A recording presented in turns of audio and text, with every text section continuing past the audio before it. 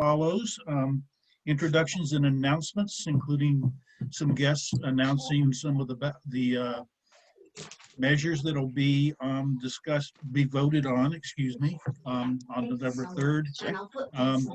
And then from there, we have some board business to do. We are required by our charter to share. Well, let me step back a second. We have been not doing our normal business for the membership because we were under the impression that we could not officially meet via Zoom. We have heard from the city attorney that we can meet via Zoom because that's about the only way we can meet. So we need to do some backlog of business, and that is sharing with you all the board decisions that have occurred since our last in-person meeting last March, and give you the opportunity, if you want to question any of those, you can raise them, we can discuss them, and potentially you can overturn the decisions of the board. But more importantly, in that interim, we have filled our vacant board position. And we have appointed Harry Sanger, but our charter requires an affirmative vote of the membership to do that as well. So that part of the business hopefully will not take long. And then we will get to our candidates forum, which are the candidates for District 13 and 14, with one exception, and that is that I believe Mr. Cunningham, Rich Cunningham, is not able to be here because he's also on the Bethel School District Board, and they are meeting at the same time we are. He sends his regrets. So I think that takes care of the agenda. Shall we start on an introduction? So could you very quickly tell us who you are and where you live in the neighborhood, and we'll call that good. And the way we'll do this is I'll go first. I'll ask someone else to be the next person, and then we'll go around until everyone's had a chance to introduce themselves. So I'm John Belcher, co-chair, and I live off of Arbor. Let's see, Dwight, you're closest to me. You're next. Dwight Owens, board secretary. I live off of Maxwell. Who do you want to go next, Dwight? Claire. You're muted, Claire. Claire Strawn, co-chair on Horn Lane. Joshua? Joshua Keelis, a board member, and I live off Fairway. Where I can't see I've got the speaker view on, so. I'll go. This is Misty Frost. I am on the board, and I live off Corliss Lane. And I'm going to call on Candace. Hi, I'm Candace, and I live on Park Avenue. And I'll call on Julie. Julie Hugh, with an H. How do you? Hume, thank you. I'm Julie Hume, and I live on River Road right next to Potter's Field and Maury Jacobs Park. And let's see, Jan Spencer. Hi, I'm Jan Spencer. I live on Benjamin and am on the board. And I will call on Gary Reiber.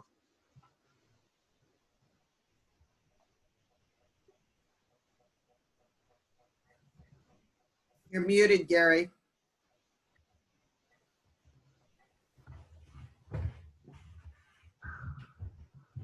Gary Reber, I live on Heritage.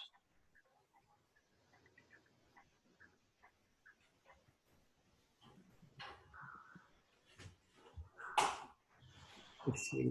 I can't see everybody up here. Mary? Me? Yeah, I can see. Claire, I think it would be best if you just call on people or John or somebody rather than trying. Okay, I'll do that because I think we're going to run out of. Yeah, I can't see that many people. Okay, so Julie Fahey, please introduce yourself. Everyone, I'm Julie Fahey. I am the state representative for House District 14, and I don't live in the River Road neighborhood. I live right by Churchill High School. Thank you. Mary Walston. Hi, Mary Walston here, and I live on Sunnyside Drive. I've lived in the River Road area for 39 years. A former board member of the RRCO. Do you want me to make my announcement now or wait till everybody's done their introduction? Well, let's wait for the introductions, then Okay, we'll go. I'll Thank come you. back. Thank you. I appreciate it. Okay. How about owner? Owner is, That's yeah. me. That's Bev Barr. And I live on Betty Lane. And I've been in the neighborhood for 29 years, 30 years, 29. Something like that. Good to see you. Carlene and Pat. And I will have a report on the Irish place at some point. Oh, good. Thank you. You I'm guys want to Carlene. introduce yourself? Go ahead. We live on Marion Lane, and I want to recognize Indigenous Peoples Day. Oh, thank you. Hey, Carlene. Lisa Levson. I'm Lisa Levson. I live on Walnut Avenue, and I've been here for 14 years. Abel. Hi, my name's Abel Kloster, and I actually live in Cottage Grove, and I'm here to just give a brief presentation on the tax measure, the measure that's going to be coming up on the November 3rd ballot for the Upper Willamette Soil and Water Conservation District. Great. We'll get you to announcements. Mr. David Smith.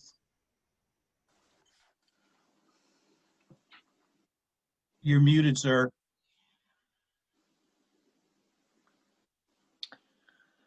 David, you're muted.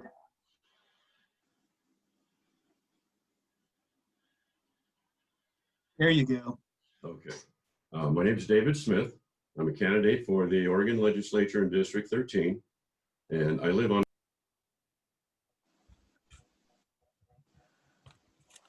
Well, you muted again, but we'll get you, you'll get plenty of time to talk later. Candace. I already went, but. Oh, I'm Candace. sorry. Okay. Harry, I think you have not gone yet. All right, I'm Harry Sanger, board member pro temp, I guess. I live over on Rosewood Avenue. And as Carlene said, happy Indigenous Peoples Day and happy Columbus Day. The Worsters. Hi, Andrew and Jackie Worster, and we live over on James Street off of Hilliard. Brenda, have you not chimed in yet? I have not. I'm Brenda Wills, and I am part of the Social Justice Committee, and I have been here 18 months. Thank you. Zainan.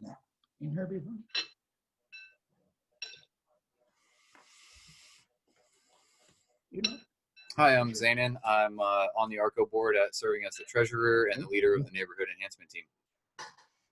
Thank you. Lynn.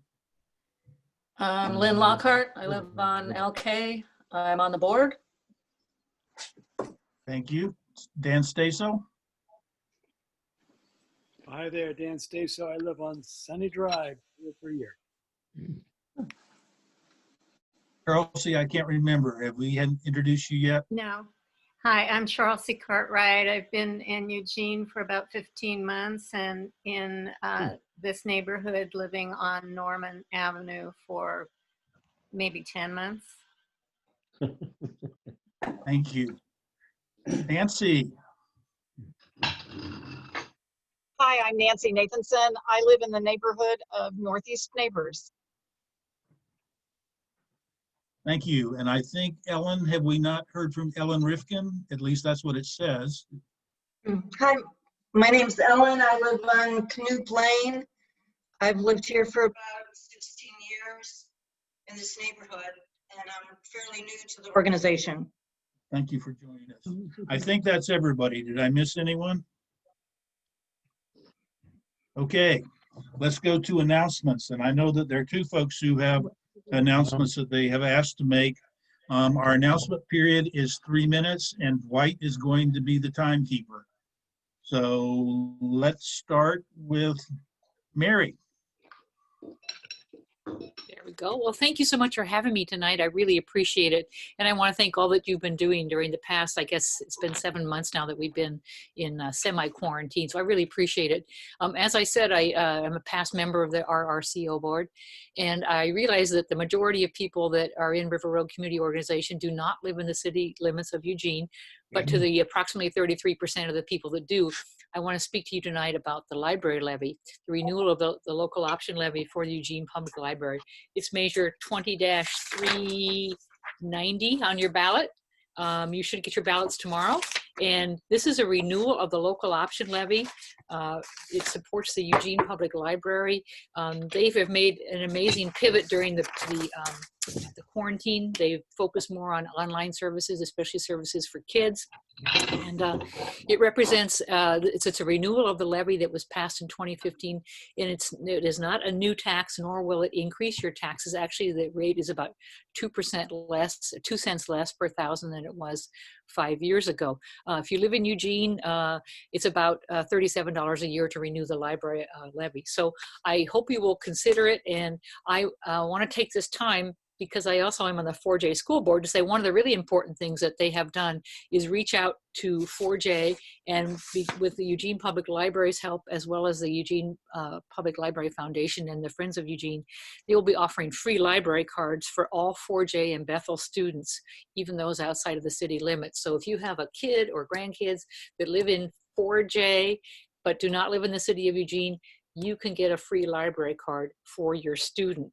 And so that's really important to me. The library will fund Sunday hours. It'll allow the branches to stay open about 20 hours a week. This is really important for students that can use the library help that's also offered there. It will enhance the marker space programs, which is where you can actually go and make things. A lot of it's online now. And then the mobile programs that the library does offer. So it's a really short shout out. I only have about 3 minutes. I won't go into it much more in depth. You can go on the library or the website. It's librariesforeveryone.com. It explains a little bit more about it. It explains the accountability that will be built into the measure. And we'll talk a little bit more about what the funds will fund and renew. And it's really critical in these times that we stay connected. So I hope those of you that live in the city of Eugene that are on this RRCO call will consider supporting the local option levy for the library. And again, it's measure 2309, and it should be on your ballot. That should be in your mailbox Wednesday or Thursday. So thank you for your time. I think that's less than 3 minutes. Thank you, Mary. I forgot to mention to everyone, would you please go to the chat and sign in, because that's how we keep our roster. And there's also a message here. Julie Fahey says that the ballots actually don't start arriving until Thursday. So you should be seeing them between now and Thursday and Saturday. Thank you, Julie. My bad, sorry. It's all right. I just want to vote. I understand, we all do. Abel, would you like to go next? And then we have Misty in the queue. Sure, thank you so much for having me. Yeah, I am on the board of the Upper Willamette Soil and Water Conservation District, and the Conservation District, it's a division of local government. There's 3,000 districts across the United States, and they trace their origin to the national mobilization during the Dust Bowl era, and they're created to create partnerships and work across different groups and local service NGOs and individuals to increase investment in watersheds, local food, climate issues, farm and forest regeneration. I joined the board because I see it as a really strong leverage point for getting this type of work done in our community. So I'm here to speak as a board, to speak to the measure that we're putting on the ballot this November. It's measure 2312, and I'm just encouraging you to make your yes vote on strategic opportunity. It's a modest levy of 0.7 cents per $1,000 of assessed property value. It'll cost the average homeowner about $14 per year. And the investment will permanently fund the Soil and Water Conservation District to engage the community to reinvest money into neighborhoods and resilience on farms and forests. So personally, I will just say that, you know, what we've done on the board over the last 2 years has been an auspicious time. The district's had this opportunity to work with numerous individuals, organizations to understand how it can best mobilize its resources to help farms and forests into the modern day and continue to live with that legacy that it was created during the Dust Bowl. And what emerged were a set of priorities through a major investment in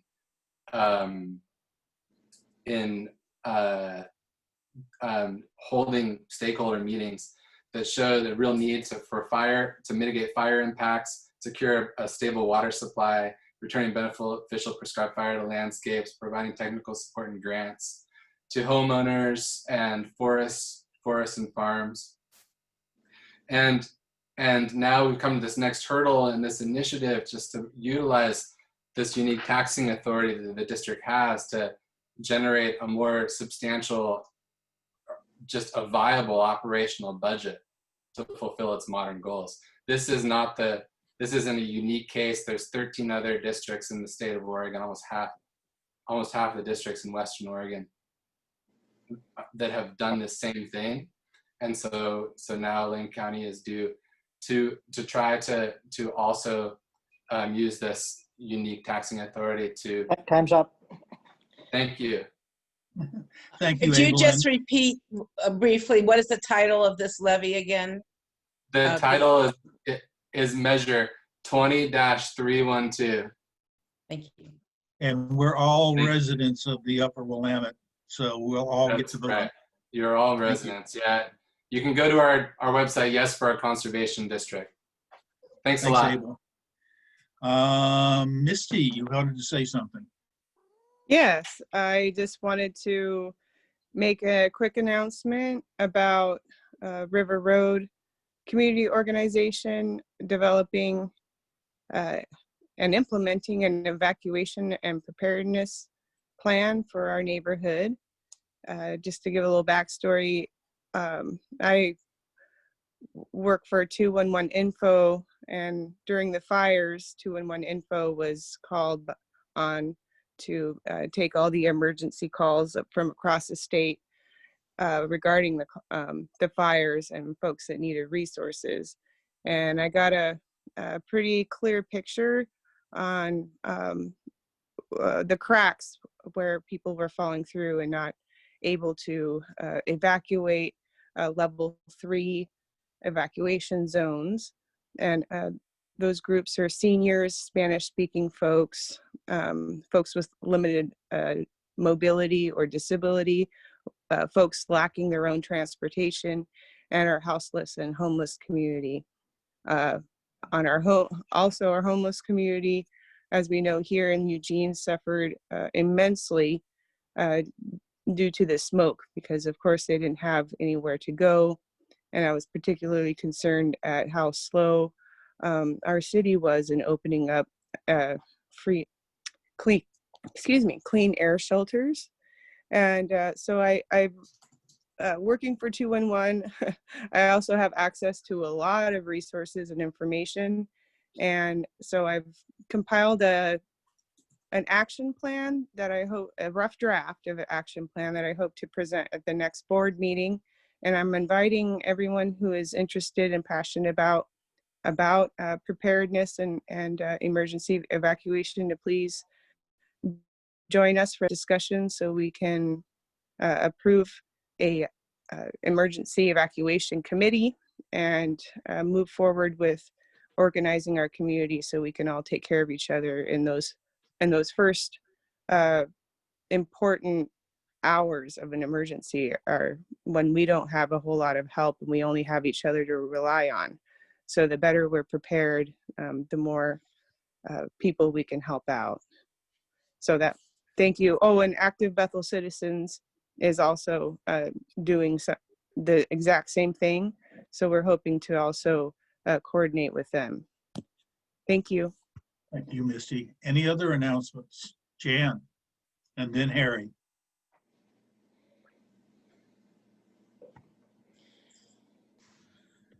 Jan, you're muted. Okay.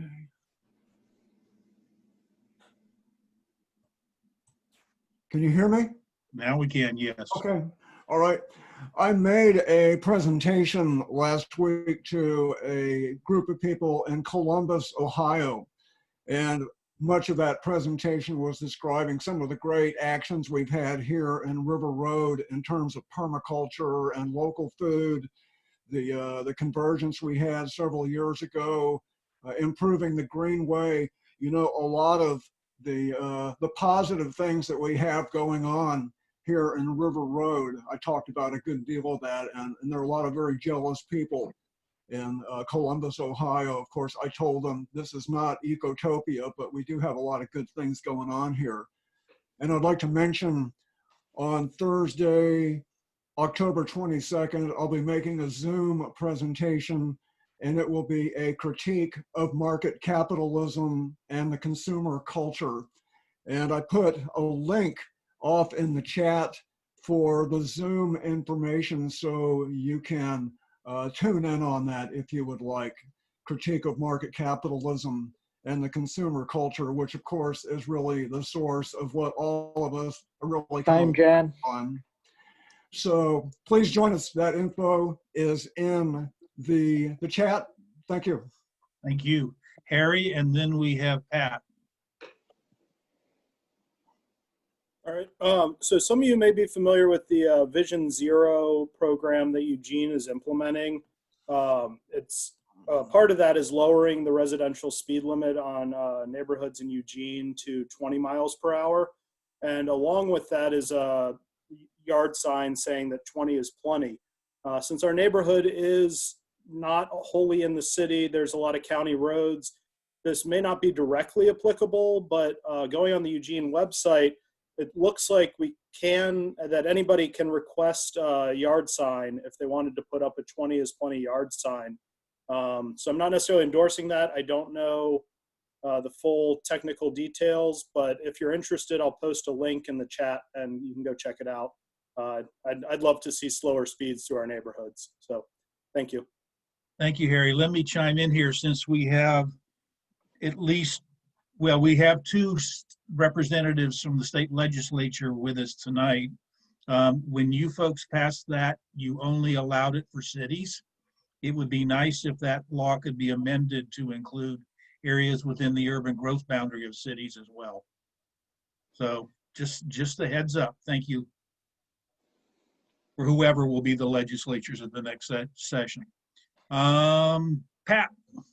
Okay, Carlene has put my email up if there are questions, just to save time. Well, construction of the Irish Place Apartments just north of the Dairy Mart started on August 3rd with excavation on the east side of the property. And one thing they found was that at some time, part of that parcel had been used as a garbage dump, so they had to over excavate that portion and remove the garbage. Another thing is that that happened that was unanticipated is that the price of lumber has virtually doubled in the last 2 months or so. And so that's put a unexpected strain on the projected budget. They're still within budget, but it means that, for instance, the Department of Water Resources has approved transferred water rights to St. Vinny's, which means at some point they could drill the well, but probably not right now because of budget pressure for the higher construction costs. But that's probably in the works for the future. I talked today, when I visited the site today, and I talked with a couple of the workers, and there are going to be 9 structures total, including the community center building. And right now they've finished the foundations for buildings number 8 and 9, and they're putting the deck on building number 1.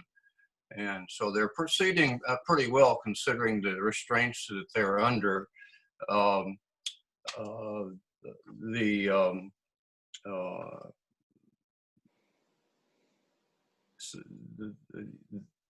The fellows I talked with were workers, and they were not the supervisor, but he said that the supervisor available if I want to talk with the supervisor at some point.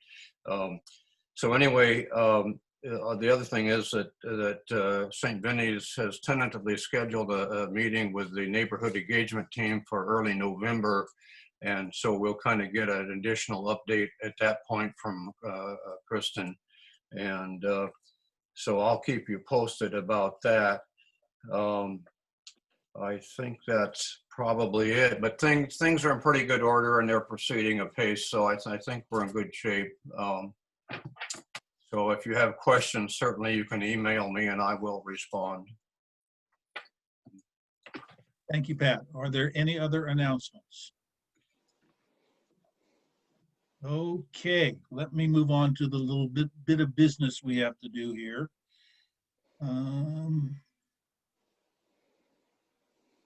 There. Can you see my screen?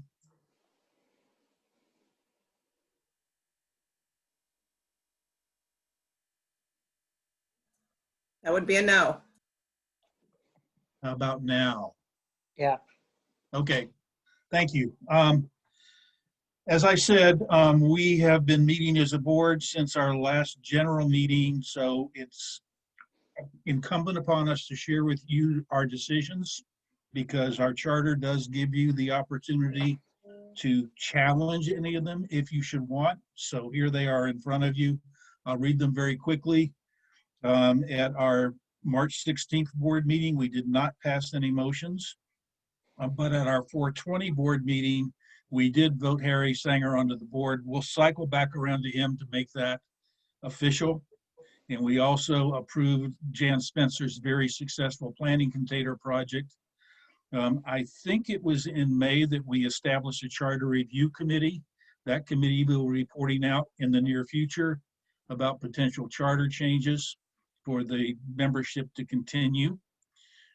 We had a special board meeting on the 3rd of June to respond to a short timeline asking us to join the appeal of the West Bank bike path rebuild.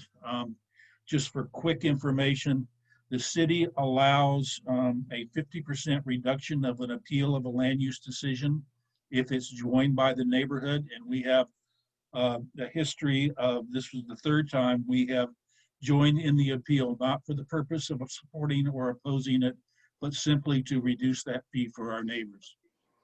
On the 22nd of June, we had our regular board meeting and reaffirmed that decision. And we also agreed, because we had failed to notice that emergency meeting, that in the future, when we do have emergency meetings, we will inform the email list, Facebook, and Nextdoor. That was an error and we apologize. At that same meeting, we agreed to set up a web store on our web page, which means you can go there and order lawn signs, t-shirts, and mugs. Please do that. And that's when we also voted to accept our social justice statement, which you can see here. We presented that at a later general meeting, so I won't read it again. It was on the 7/13 that we read that. On 7/20, we agreed to another land use appeal. In this case, excuse me, I'm sorry, that's not what we did there. I'm sorry. The neighborhood plan gatekeepers and our board and the key stakeholders will review all the goals, policies, and action items of the neighborhood plan to give input from the neighborhood association. We'll notice that as well if you'd like to join us. On August 17th, we voted to support some statements that the NLC asked us to do, trying to get some recommendations on how to deal with the unhoused during COVID days. On the 30th, we had another special meeting, in this case on the appeal of the Howard Meadows tentative subdivision, again to help aid a neighbor in reducing the cost of that appeal. On 9/21, we approved sending a letter to the Lane County, our county commissioner, Pat Farr, and the sheriff, asking for information on how the county is dealing with social justice issues. We also approved the revised neighborhood plan charter And we authorize Misty Frost to propose actions to establish an RRCO emergency response plan, as you heard tonight. And finally, we are initiating a process to fill, we have 2 vacancies, a member and an alternate for our neighborhood plan community advisory committee. So that's what we've been doing over the past several months. Does anyone wish to question any of those decisions? Hearing no one, let's move on to the other item that we need to do, and that is the membership needs to vote to affirm, I hope at least, the appointment of Harry Sanger to fill our a vacant board position. So I will entertain a motion from someone to do that, please. So moved. Is that Misty? That was Lisa. Lisa, thank you. Second, Dwight. And Dwight seconds it. I cannot see my screen because I'm sharing my page. Claire, will you count the hands of the people who raised them, please? So at this point, if you approve of appointing Harry, please raise your hand.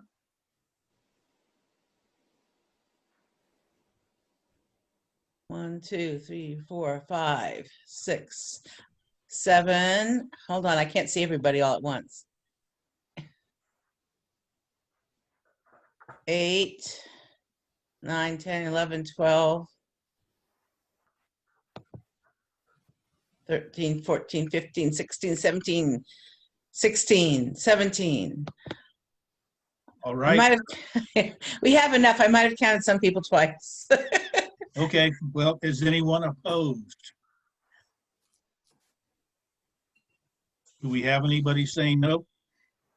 I'm scrolling through the list here.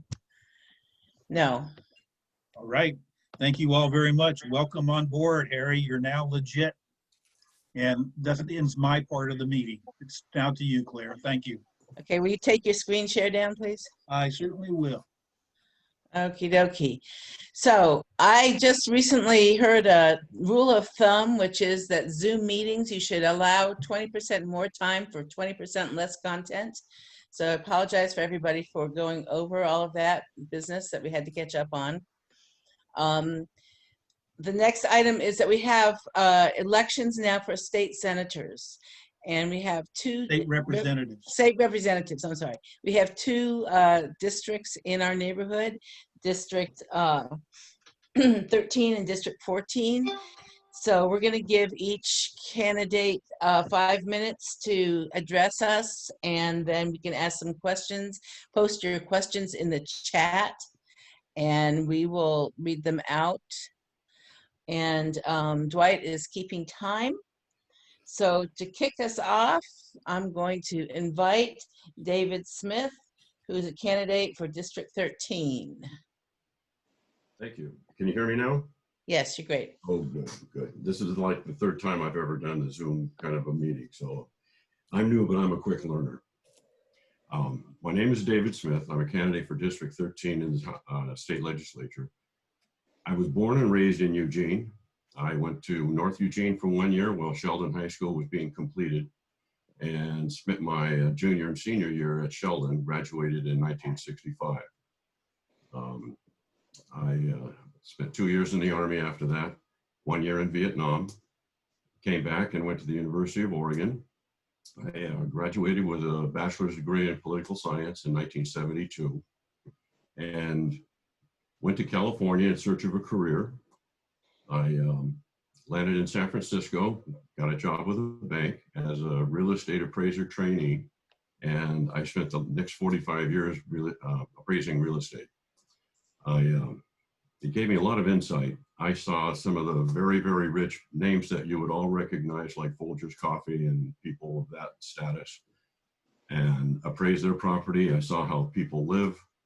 An appraiser goes into a house and he's one of the rare people that can open doors and cabinets and see what everybody's hiding behind the door and inspect the entire house.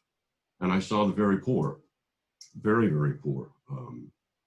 And it gave me some insights and some introspection into what people go through and their lives to make it through the day, make it from paycheck to paycheck, and the things they face in taking care of their family and the struggles that they go through. I came back to Oregon in 1998. I stepped my appraisal business up here in Eugene, and I retired in 2016.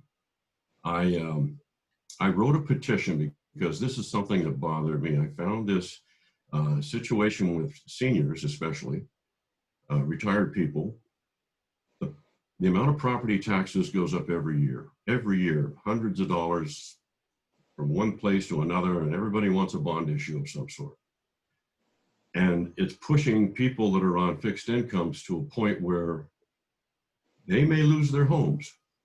They can't keep up with a Social Security check. If your property taxes, I live on Inglewood off North Kenzie, and our property taxes are high.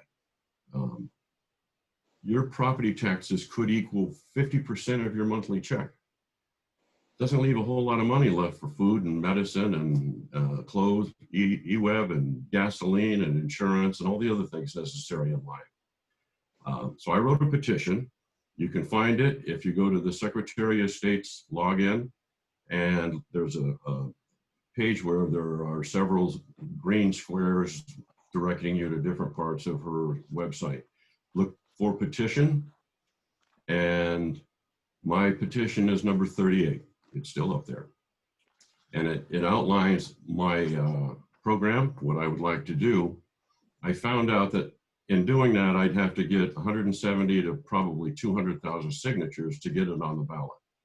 And as an individual, that is a very onerous type thing. I don't have an army of hundreds of people to go out and collect signatures all over the state. So I was recruited by the Republican Party, and they recruited me in the summer of 2019. And I accepted, and I thought this was probably the only way I could advance my petition, getting it on the floor, hopefully getting elected first, of course, and getting it on the floor for a vote, and trying to get enough backing so that people could understand what I'm trying to do. It's a horrible thing to think that you spent 30 years in your home, raising your family, paying mortgages, and everything else, being a responsible person. And then in the time that you're supposed to relax and enjoy retirement, you're worried every day that you may be forced out of your home because you can't keep up with property taxes, and the state will only give you so long before they have to foreclose on your property for back taxes. That's awful. I have other issues and things, but that's my primary reason why I got into politics. I gave up my career. I was having a good time in retirement, but I thought this was more important. I'll wait for question and answers in the next go around, and I'll turn over the floor. Okay, if you will, people write down, make a note of your questions, and then, or post it into the chat, and we'll come back for questions after Nancy speaks. Nancy Nathanson, the incumbent. It's your turn. Thank you. I'm Nancy Nathanson. I'm running to continue representing House District 13, which is North Eugene and half of downtown. This district includes the Willamette River, the train station, Delta Ponds, the Reality Kitchen, and as the Willamette River runs through Eugene, it's in District 13. I've lived here for 45 years, since 1975. I have spent my entire working life in academic libraries, UO, and also a consortium of university and college libraries in Oregon and Washington. And way back, I was a dance teacher too. I have walked the tree-lined streets and neighborhoods in River Road and met with the community organization. Some of you are familiar with the work I've done, like passing the legislation to help veterans and seniors, to expand access to health care, and to cut red tape. I wrote legislation to protect students who had prepaid their tuition to for-profit career colleges and then went out of business. I protected seniors. I've prevented odometer fraud when people were purchasing older vehicles. I have worked across the aisle and passed bills to protect residents in manufactured homes and bring accountability and transparency to government contracts, and lots more. You can read about it all on my website. In the past, you've been especially concerned about public safety, neighborhood quality of life, opportunities for youth, and transportation. And then in the past few years, homelessness and housing have taken a front seat. So let me address those priorities. A few years ago, I worked with neighborhood leaders about the traffic problems associated with River Road being basically like a Main Street highway running right through the middle of your community. I offered some ideas about getting action to lower the speed, and I met with Lane Transit District. In Salem then, I helped pass a major transportation package, which was terrific and a change of course. It went beyond just roads and highways. It included investments for public buses and trains and pedestrian and bike improvements. For public safety, we know that a prison costs a lot more than education. Compare about $35,000 a year for an individual in prison. That's way more than $7,000 a year, for example, for a child in K-12, and way more than treatment programs or job training. We can help turn a life around and make families whole and reduce costs in the criminal justice system and reduce crime if we invest in transitional housing, mental health treatment, job training, and other supports. It's urgent to address homelessness, and mental health treatment needs to be part of the solution when combined with appropriate transitional or supported housing. We should expand investments for navigation centers. There's one on River Avenue. We ought to have them, as a matter of course, in every community of a minimum population size. I've increased funding for mental health treatment and specialty courts like drug court. This year has certainly tested the patience of every Oregonian dealing with the pandemic, an enemy that is really still months away from being beaten back. And that's why I've worked on a major initiative with a colleague, a retired Air Force officer, on a plan for engaging Oregon businesses to help us right now and to build a resilient stockpile for future emergencies. And then the horrific wildfires that spread across our state, burning about 1 million acres. That is twice the annual average in the past decade. That has added even more stress onto communities to help the people who've been displaced from more than 2,000 residences. In my legislative work, I've shown that I don't use a partisan lens for my work and my voting. I work on what I think is important based on hearing from you all and vote for what I think is in the best interest of Oregonians. If people come to me with a problem to solve or an opportunity to make progress, I don't ask about their politics. It doesn't matter if they are workers or business owners. I do the homework, and then if I can help and it's appropriate for Oregon, I step up. The political scene can be nasty. 30 seconds. Thank you. And solutions are hard to come by. Next year will be very hard, one of the toughest legislative sessions in a long, long time. But to dig out of an economic slump and help individuals, families, and small businesses simply survive and get through this, I am ready to tackle the challenges, and I'll be happy to hear from you. Thank you. Okay, thank you, Nancy. Next, we're gonna charge on to District 14. Is Rich here? So as John said in the beginning, he had a conflict with his the Bethel School Board meeting and isn't able to attend. We did post his statement. Did we not? No, we didn't. Okay. And then we can now hear from Julie. Let me Julie clarify. We would have posted it if he'd sent it. Right. So Julie Fahey for District 14. Hi everyone, I am Julie Fahey and I am running for re-election as the state representative from House District 14. So I know not everyone knows their district numbers. Basically, just about everything in River Road is House District 13, but the northwest corner, everything west of Emerald Park and north of North Park where it's east-west is House District 14. So I just have the northwest corner. And the rest of my district is Bethel, Santa Clara, west of River Road, much of the Churchill neighborhood. I live in Churchill, And then it goes up to Junction City and the county line. So first, I just want to say, thanks to the River Road Community Organization for hosting us, and really to everyone here for taking time out of their night to log on and to hear what we have to say. I just am so passionate about people being civically engaged at all levels of government, particularly state and local. I know there's a lot of attention being paid at the federal level right now, but most of the decisions that we make at the state and local level have a much bigger impact on our lives than those at DC. So the things like what John mentioned with the speed limits, that's predominantly a state and local issue. So I'm really grateful for the opportunity today to have some time to talk about the issues that really matter at the local level. In particular, one of the things I've really missed this year is knocking on doors during the campaign season and hearing directly from people about what their concerns are.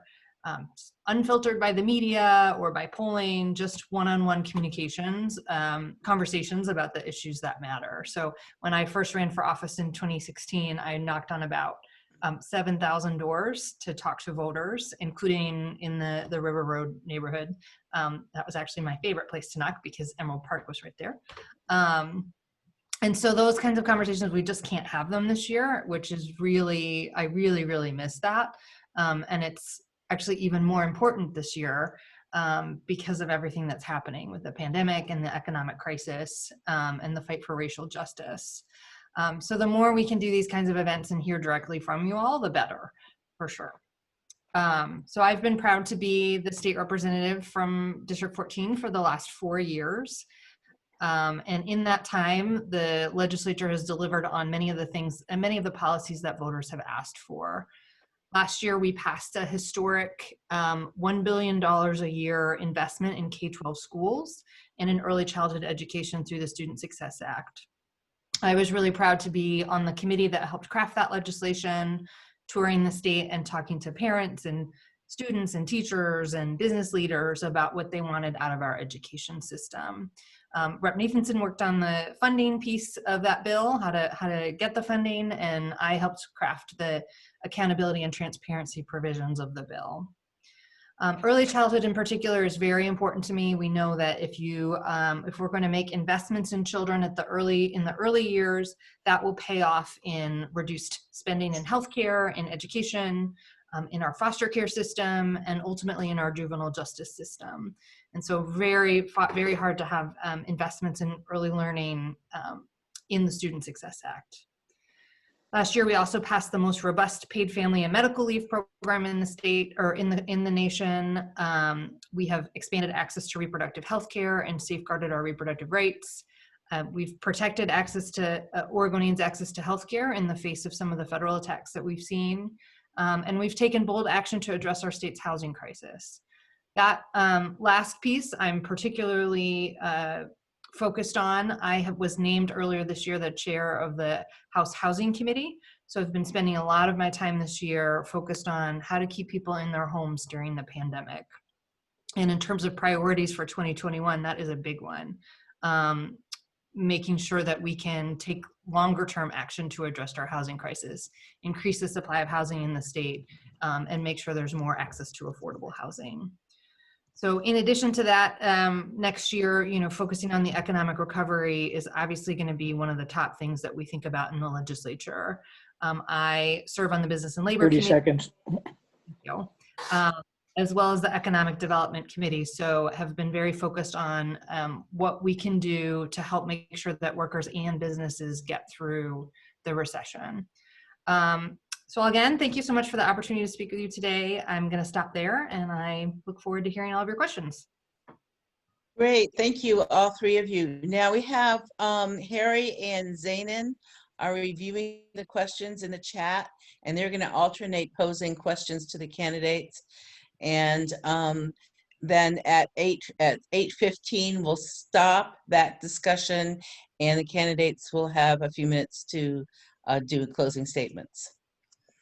So turning it over to Harry and Zainan. All right, thank you.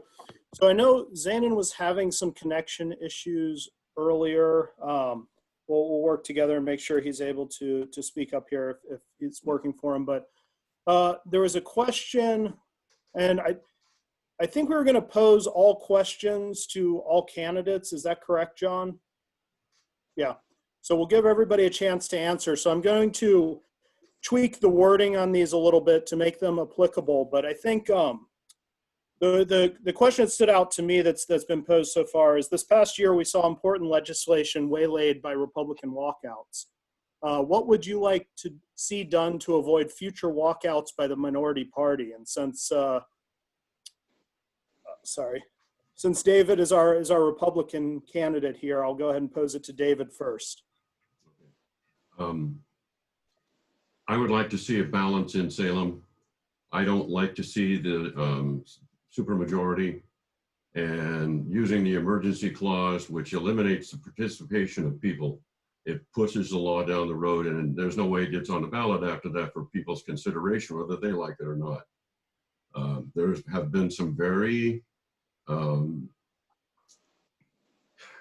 you're either grounded in one side or the other. The cap and trade, the gasoline issue where you want to eliminate all gas emission vehicles and so on, but you don't have a replacement for them yet. There was an issue with the people of Oregon voted 60% not to give illegal aliens driver's license, and the state with the supermajority decided that they would do that anyway.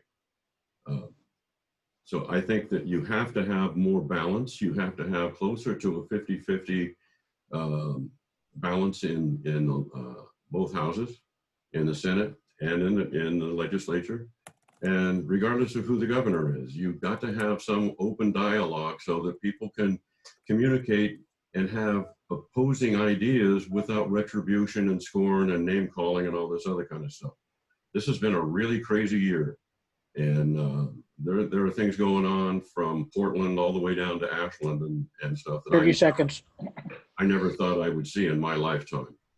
But hopefully we can get beyond this and reunite and do what's best that's going to make the lives of Oregonians better and not just whatever party you're basically in fistfights with every day. That's got to stop. All right, thank you, David. Julie, could you answer the same question? What would you like to see done to increase the functionality of our state government in that regard? Yeah, thank you for the question.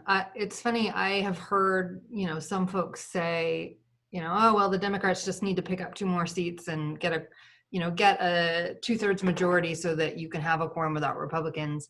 And I actually don't agree with that philosophy. Of course, we're all, running campaigns and we all, we want to be reelected. But, I think the legislature should reflect the balance of, what the state overall. And so, I don't think a 2/3 Democrats, 1/3 Republican legislature is aligned with where the state of Oregon is as a whole. So, basically, for those that don't know how it works, we need a 2/3 of legislators present to make a quorum. And right now, neither party has that 2/3 majority. So that's why the Republicans were able to walk out and sort of stop all business in the legislature. In terms of what we should do to increase functionality, it's funny because sometimes I hear it described as sort of, we're so partisan and no one agrees on anything in Salem. And I just don't think that reality bears that out. The vast majority of the things that we work on in Salem are either passed unanimously or on a strongly bipartisan basis, because most of what we do is just the basic function of making sure our government can work and function at the state level. 30 seconds. Bipartisanship is something that I really care quite a lot about. I started a group in the legislature called the Future Caucus, which was for the younger legislators to specifically work in a bipartisan way about issues that are important to the younger generation. So we took on housing issues, student loan issues, and tried to come up with what are solutions that we can all agree on a bipartisan basis and work together to get them done. I've really enjoyed working with both my Democratic and Republican colleagues in that group. So. Time up. All right, thank you, Julie. All right, Nancy, and finally, I'd like for you to answer that question as well. All right. Well, I don't have an idea for a magic wand. I don't have a particular solution that I favor, whether it's statutory or constitutional. I regret that a large number of my colleagues left the building on the day they did. You know, when the day that they left, I was standing up there ready to present a bill that came out of my committee with bipartisan support. And it was something that the business community had asked for. And they still walked out, and it prevented a vote on it. So I felt really sad about that. But, you know, I believe in the ballot box. I believe in democracy. And the composition of the legislature reflects the people who were voted to elect all of those 60 different districts in the state of Oregon. And I don't think there's anything we should do to monkey with people's votes and say, well, some of you don't get to participate because we want something more like 50-50. I just believe people are electing who they want to represent their concerns, to solve their problems and so forth. You know, I've done some looking at statistics. In the 2019 session, the House voted on nearly 800 bills. Of those, only 8% were partisan votes. In 92%, there were at least 5 Republicans and sometimes many more who voted on the bills also. And then in my committee, out of all the bills we heard, about a third of the bills that came out of my committee were bipartisan in their sponsorship. So I think that shows that some of us know how to work together, and we will continue to seek working together. I've had bipartisan support for my own bills in my committee. I've treated. All right. All right. Thank you, Nancy. So I'll hand it over to Zainin now for the next set of questions here. Thanks, Harry. So scrolling through the chat section, one thing that I see coming up quite regularly and I think most often is related to concerns about climate change. So I would like to ask in a fairly open-ended way what each candidate has in mind as far as proposals to address climate change. And we can start with Julie, please. Thank you for the question. I was proud to support the cap and trade legislation that came before the legislature in several of the past sessions. I have not personally spent my time working on that bill, though. In the short legislative session this year, I introduced a bill to phase out the use of hydrofluorocarbons. Hydrofluorocarbons are a very potent greenhouse gas that are used primarily in refrigerants and aerosols and spray foams, that sort of thing. And the Obama administration had implemented rules that would phase out HFCs. And then when the new administration came in, they rolled those rules back. And so a small number of states last year took action to phase out hydrofluorocarbons, Washington being one of them. And I worked very hard on a bill to phase out HFCs in Oregon, actually got it to be unanimous out of the Energy and Environment Committee. Every single Republican on that committee voted for the bill because I worked so hard to craft it in a way that was fair to industry and also that would eliminate the use of these greenhouse gases. The bill was set to be voted on and to pass if it weren't for the Republican walkout in the short session. So not only did that kill the main climate bill, but also sort of these smaller bills as well. 30 so seconds. I'm bringing that bill back next year. So that'll be one of my bills that I focus on. Thank you, Julie. Next, we have the same question for David, please. Okay. When I was in California, they passed legislation against hydrofluorocarbons years and years and years ago, probably 25, maybe 30 years ago. And I was in California when you could drive to Los Angeles, you couldn't see a block in front of you because of the brown haze that was everywhere. That's been cleaned up. Most of the things that men and people have caused through industry has been regulated and cleaned up. I've been listening to college professors since the late 60s telling me that first we're going to have an ice age and then we're going to have this, we're going to have that. None of it's materialized. So after a period of time, you become skeptical about the scientists and the science that they're using. And, you know, I was here when we had 3 feet of snow on the ground. It doesn't happen very often, but every once in a while, nature raises up and makes things change. That wasn't anything to do with people. Everybody wants clean air, clean water, no litter, no garbage. We all want a clean environment. I'm just not sure what can be done at a human level to make life better. We pass no plastic straws, we're passing no plastic this and that. That's great. If that cleans up the planet and those little plastic things you get on a 6-pack of soda, it kills me to see that wrapped around a duck or a pelican or a fish or something. We can do those things. I have no 30 problem. seconds. I just think that some of these things that we've been hearing since Al Gore wrote his book on climate change, which, sorry, but none of it's taken place. We still don't have 15 feet of ocean water over Miami, Florida. I'm skeptical about the science that's being used and what we can do about the things we can do. I'm not willing to just go wholesale on something like the new Green Deal. $111 trillion. Okay, David, thank you for your response. And same question for Nancy, please. Thank you. I believe that climate change is real and it is imperative to do something about it. Glaciers are receding, icebergs are calving, weather patterns are becoming more extreme around the globe.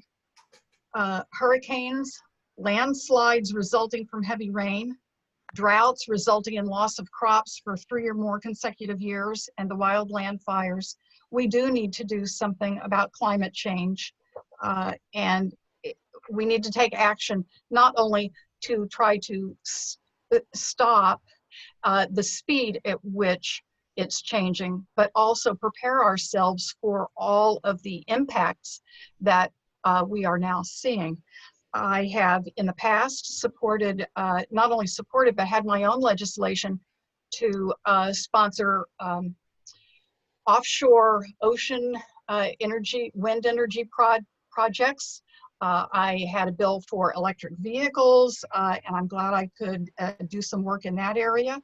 I did support cap and trade. I will support continued work in that area. eWeb has a very interesting project that they are pursuing with BPA for renewable hydrogen. That looks very promising. And I guess beyond that, we need to do small things as well as big things. 30 seconds. And what I've done is, people know, my neighbors and anyone watching me on Facebook knows that I try to promote projects for awareness. I even use my clothesline when it's not raining. So yes, I think there are a number of small things that Oregon can do as a state and also do our part in reversing the problems. But we also have to become more resilient against the wildfires and the drought and the water shortage.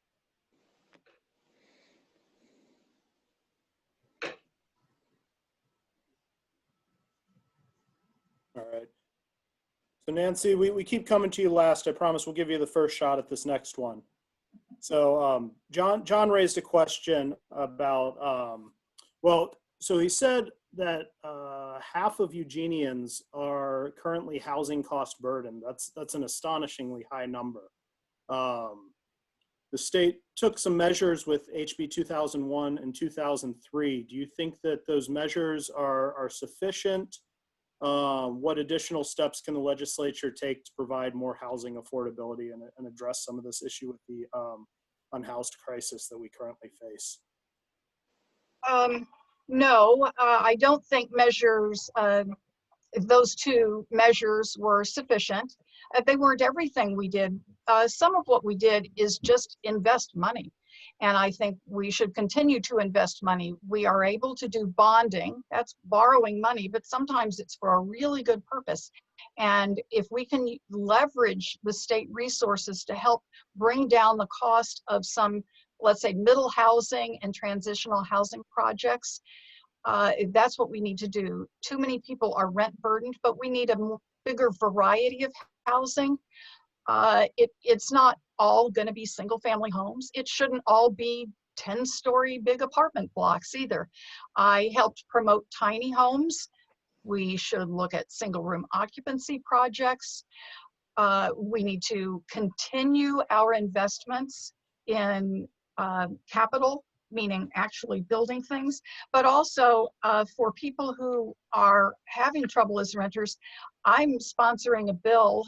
Should I be reelected? I'm already working on writing a bill, actually with a constituent who had an idea about renters who, when they have to apply for 5 or 6 different rentals just to try to get one, because there's such competition, when they get billed $50 or more for a background check for each one of those, 30 that's seconds. costing like $300 or more. So we have a plan for a standard rental application and a standard single background check. And we're going to try to lower the cost for renters when it's time, when they want to or have to apply for a new rental.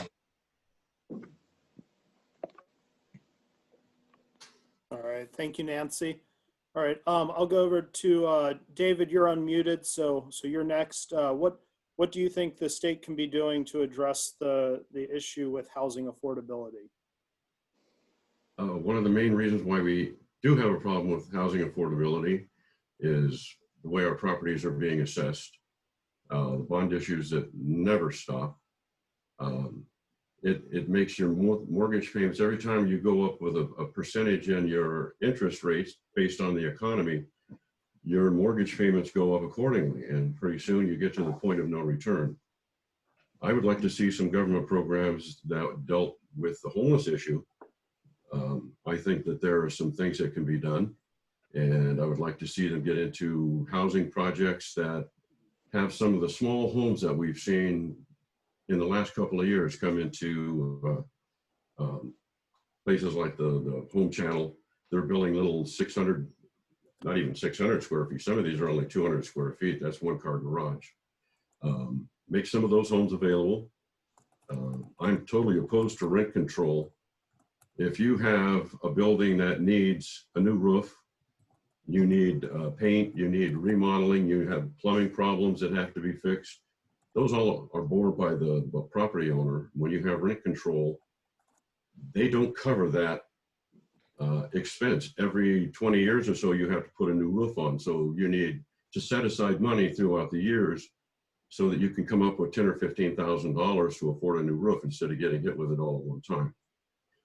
When you intercede with government in things like rent control, you've eliminated the ability of the property owner to maintain his home or residence or his rental property in a way that keeps the neighborhood and everything else with integrity, clean. You don't want to see rundown homes and properties, but if money is the issue, it seems like government is a glutton for everybody else's money. They have a responsibility to take care of issues. 30 seconds. And some of those issues go way beyond people's ability to pay for them. I want to see government get more lean and live within its own budget. All right, thanks, David. And finally, Julie, how would you address the housing issue?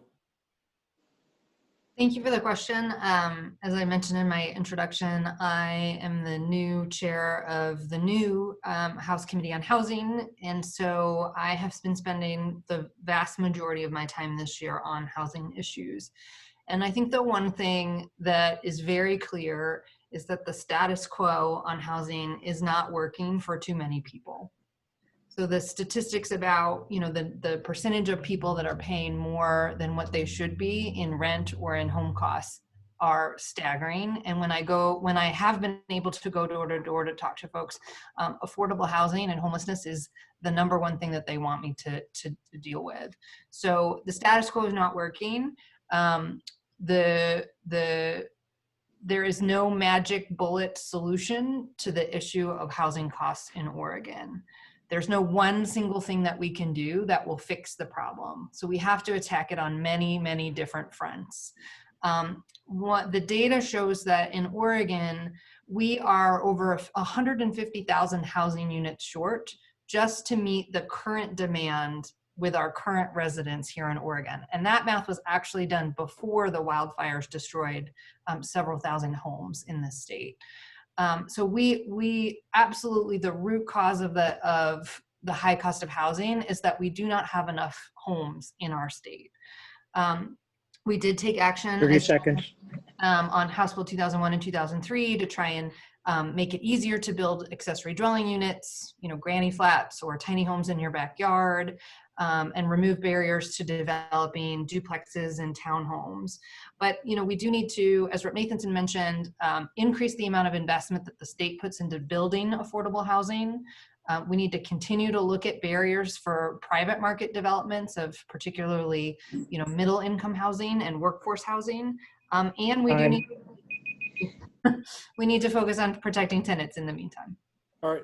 Thank you, Julie. So it's almost 8:15. This will probably be our last question. So we'll try and leave it fairly open-ended. If there's any information you'd like to include, this is your chance. And I'll hand it over to Zainin for the last one.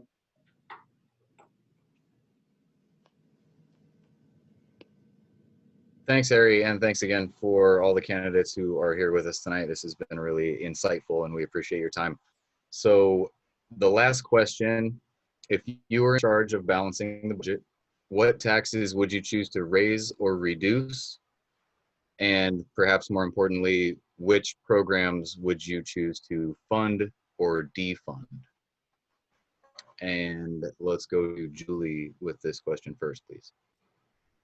That's a great question, because I think most people don't know that's actually the legislature's one constitutional responsibility is to balance the budget.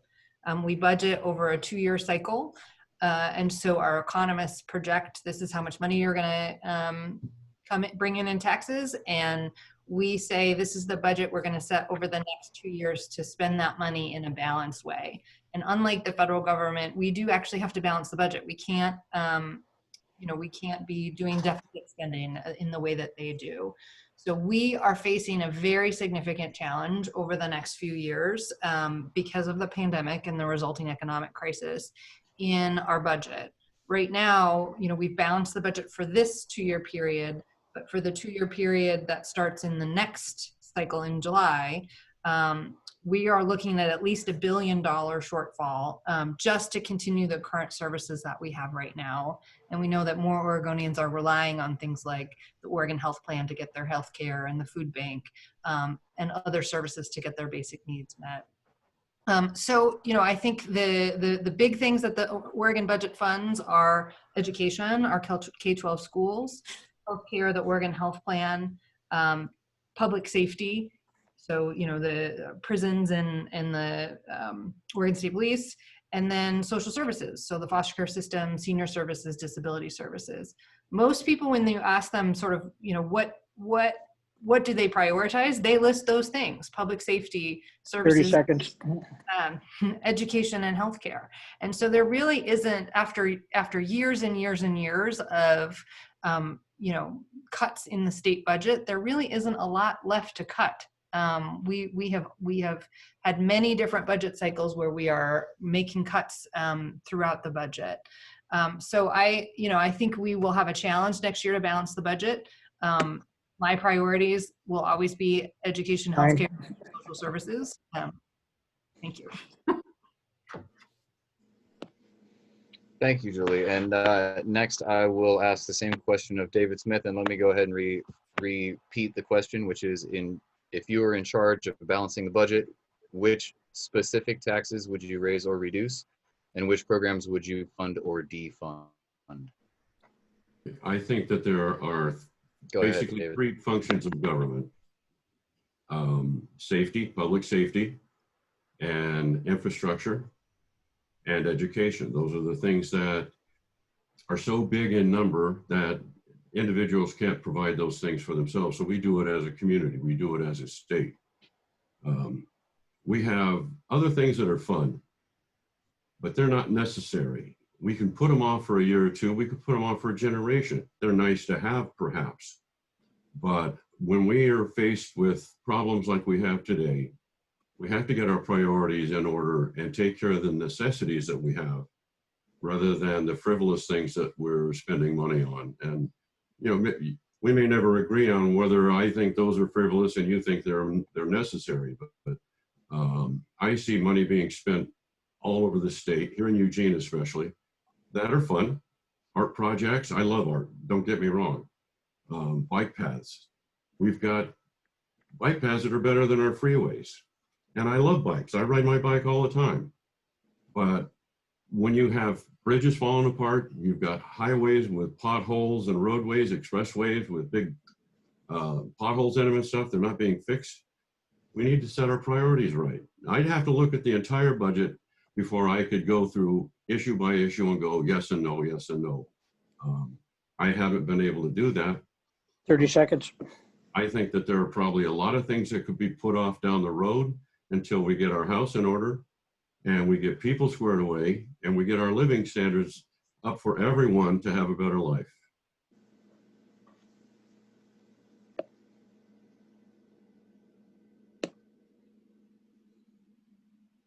Thanks, David. Appreciate it. And so last question, same question for Nancy Nathanson. If you were in charge of balancing the budget, what taxes would you raise or reduce, and which programs would you fund or defund? Nancy? State budget is an expression of our values. We represent the people who elect us, and they call on us and ask us for help with food security. They want us to help food banks like Food for Lane County and food banks all around the state. We get asked for help with human services like taking care of disabled persons with intellectual and developmental disabilities, people with other sorts of challenges in their life, mental health crises. We're asked to help with that. I don't consider those things as fun or not necessary or something that we could put off for a couple of years. Those are things impacting people's lives right now, every day. And I think it's critical that we continue those budgets that help support food security, child welfare, human services, health, as well as the infrastructure and the public safety and the education programs. In addition to being an expression of our values, I suppose the only kinds of things I would say is I would like to make sure that 30 seconds. Invest money upstream so that it's aimed more toward prevention rather than just, you know, the spinning wheel that doesn't stop. In the area of taxes, we need to look at tax fairness. There are inequities that have crept into our system, whether it's the income tax system or the property tax system. And those inequities, one neighbor may be paying quite a different tax than another, even though the home's sold for the same amount a few years ago. So I'd look at tax fairness. Thank you. And thank you all for your time. I'll hand it back to the co-chairs at this point. Thank you, Harry and Zainan and candidates. We have a whole bunch of more questions that we didn't get to. We can send you the chat if you'd like to have it to respond offline. So now we do have enough time for short closing statements from each of you. 2 to 3 minutes, if you will. So we will start with, who do we end with before? We'll start with Julie. Thank you. So just a couple of things that I wanted to mention since I've got a little bit more time. I know John mentioned the speed limits issue, and we did actually have a bill in the short session, House Bill 4103, that would have given counties more control over speed limits on their roads in their jurisdictions. So that bill, again, it passed the House. I was happy to vote in favor of it, but died in the walkout. So, we'll bring it back next time. We'll work on the issue again. And the other thing I wanted to mention really quickly is, we talked in the announcements period about the library bond and other things, and the Bethel School District also has a bond on the ballot this year. Only a very small number of River Road folks are in the Bethel School District, the very northwest corner. But if you are, I hope you will support the Bethel bond. It is to replace a retiring bond, so it won't raise anyone's taxes. And then finally, I'll just close by saying, I'm very proud of the work that I've done in the legislature. I think it's shown that I'm a champion for working families, for affordable housing, for a high quality education system. But at the end of the day, I know that it's not necessarily about the things that I want to get accomplished. It's really about listening to the needs of the people of my district. As I mentioned, I've gone door to door to try and get a sense of what kinds of issues people want me to work on, what are their top priorities, and listening to the very real everyday concerns of voters. And to me, that's one of the most important jobs that an elected official has, to actually listen to the needs of the people they represent and, to make sure they have a voice in government. So I've been very proud to be that voice for the last 4 years, and I hope to have your support and your vote in the upcoming weeks. Thank you. Thank you, Julie. Nancy? Thank you again. I mentioned before that I thought that this next session was going to be really, really hard, a very tough legislative session. Beyond balancing a strapped budget, which we were just talking about, the state needs to work on improving equity and eliminating discrimination. And we've got to work on digging out of an economic slump. It's not just Oregon, it's the nation, and it's global, but we've got to figure out how to help individuals, families, and small businesses simply survive through this time period. I believe in public education. I believe in healthy communities, clean air and water, investing in people, using our bonding authority to pay for good public infrastructure projects at the state and local level. And that means good family wage jobs now during planning and construction, and then it's an ongoing public asset. I'm running to represent more than 61,000 people. House District 13 has a lot of registered voters, more than 48,000. I've also been selected by the Independent Party as their nominee, and I've been endorsed by 27 different organizations representing parents, teachers, consumers, construction workers, advocates for the environment, for equality, the Mother PAC, and Humane Oregon.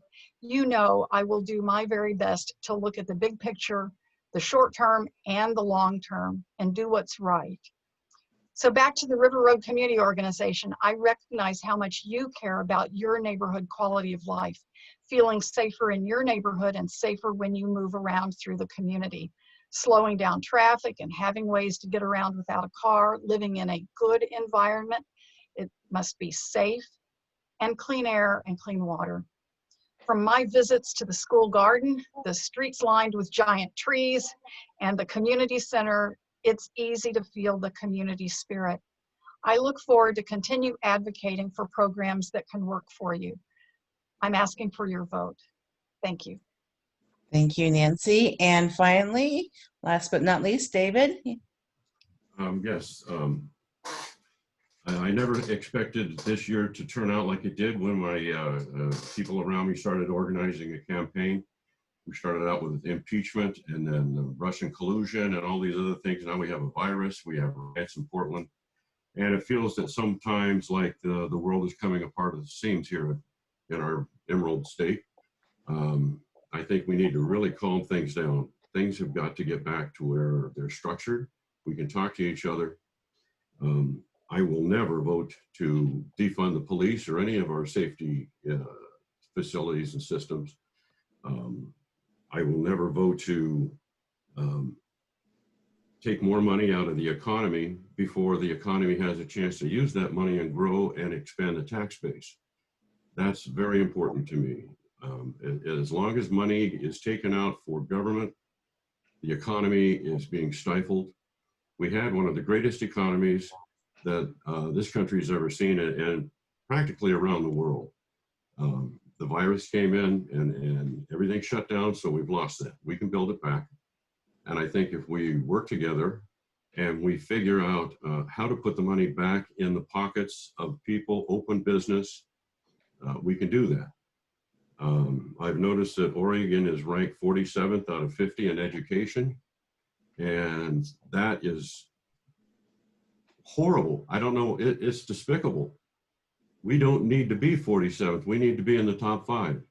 It's not about the spending of money. It's about the organization and how administration is top heavy. Unions are top heavy and power heavy. And teachers are at the bottom of the classroom with too many students. I mean, it goes on and on and on. That needs to be fixed. Our dropout rate is unacceptable. We have an education system that is not necessarily preparing kids for transition into adulthood, where they're going to get jobs, raise their own families. They're not prepared. You can't be prepared and drop out of school when you're in the 9th grade. They don't hold the interest of the students. They see no reason to stay there. Whatever reason they have, they're not fulfilling the educational requirements that are necessary in this age to make it successful as an adult. That's got to change. Some serious things have to happen in the structure of education, I think. 30 seconds. And we have to be willing to get together as a state, as a people, and acknowledge those things and figure out a way that's acceptable to everybody on both sides of the aisle and make education a priority. Thank you. I wanted to thank everybody tonight too. John, for inviting me. I wanted to thank all of you for your questions and allowing me to participate in this evening. We may not agree on everything, but at least I've had a chance to express my views. Thank you. Great, thank you. And thank all of the candidates and all of the neighbors for the good questions, and our facilitators. Great job, everybody. I also feel really proud at the initiative and projects that are coming out of our neighborhood association that people are teaming up on to accomplish. I want to remind you that we have a ballot drop box in front of the rec center at 1400 Lake Drive that you can, when you get your ballot, you can fill it out and mail it this weekend or put it in the drop box this weekend. Really want to encourage that planned activity early. So with that, we will conclude our meeting. And once again, kudos to everybody for your great participation.